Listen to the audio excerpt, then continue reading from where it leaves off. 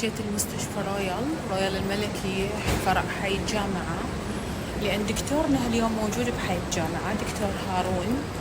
صعدت للطابق الثالث للخدج، اكو ناس خليه يخلصون. اني كل شهر اجي يعني اجيك سوزاني كل شهر لازم، خصوصا بهاي الفترة. هلا وحياتي. عمري تدرين انت ظالمك الاسنان. ظالمني الاسنان مو اي والله سمعت. لان هيك شكلك شلون طالعه شفتي بالحقيقه ابين اي والله اي والله. هذا الكلام تعرفون ايش قد يعني كني لبست سوارات 2 الماس على عقب. اي والله اني حيل ناعمه بالحقيقه، يعني انا البس ميديم مرات. اوكي، كل اللي يشوفني ينصدم. يلا خلينا نفوت للدكتور ونشوف ايش راح يصير ويانا.